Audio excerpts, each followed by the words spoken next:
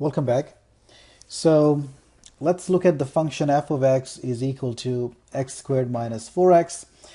This is a quadratic polynomial. We know that the graph is a parabola, and the parabola is drawn in red. And you can check that the point 3, negative 3 belongs to the graph of the function. How do I check that? Well, if I plug in 3 for x, then I get 3 squared minus 4 times 3. So that's 9 minus 12, which is negative 3. So 3, negative 3 is a point on the graph of this function.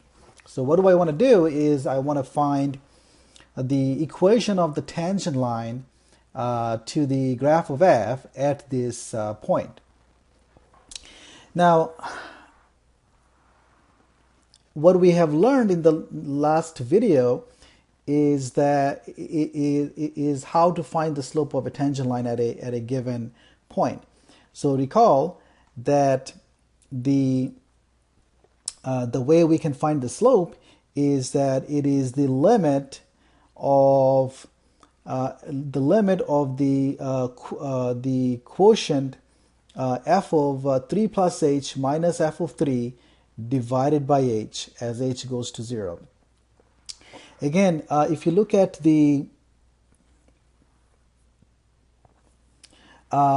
if you look at this numerator, this is if you are changing the input from 3 to 3 plus h, so input changes by h, and then the corresponding to that, the output changes by this much. So the numerator is the change in the function f. So the change in f divided by the change in x. So that's the rate of change of f with respect to change in the input x at 3. So this is the instantaneous rate of change of f at 3, and that's also the slope. And so let's compute this limit. So what is my function f? Well, how do I calculate f? Well, given the input x, the output is the square of the input minus 4 times the input. So here, what is f of 3 plus h? Well, it will be the square of the input 3 plus h minus 4 times the input 3 plus h minus f of 3, which would be 3 squared minus 4 times 3. Make sure you are putting brackets here. So the first bracket gives you f of 3 plus h, the second bracket gives you f of 3. If you don't put those brackets, then it's pretty easy to make a sign error. Okay, so we are continuing from the last slide. So here we're going to get 9 and a 12 here. Here we are getting negative 12 and negative 4 times h.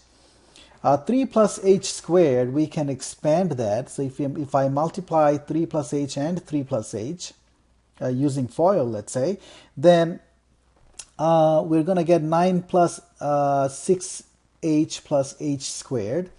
So if I do that, this is what we get.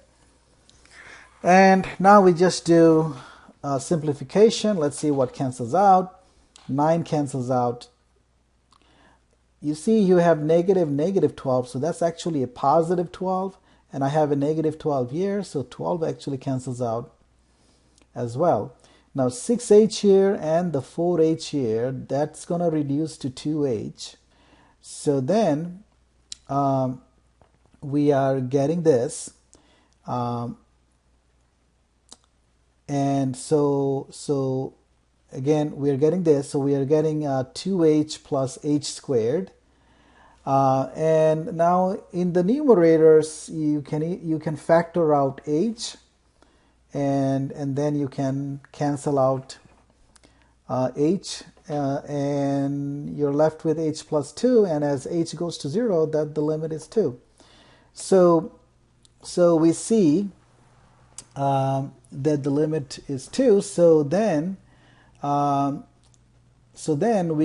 limit is 2. That means that the slope of the tangent line at this point is exactly 2.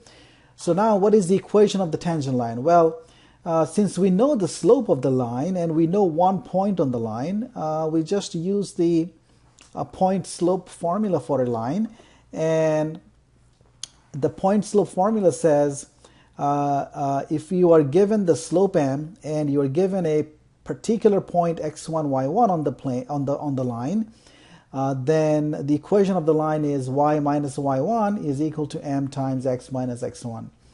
So here the given point is 3 minus 3, and so y1 would be minus 3, and then x1 would be 3, and then the slope m is 2. So after we plug that in, we get this.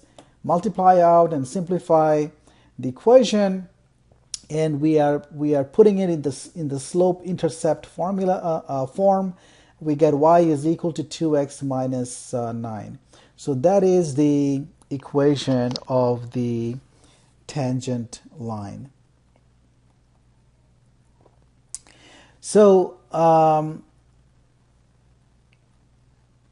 okay, so I'm going to stop the video here.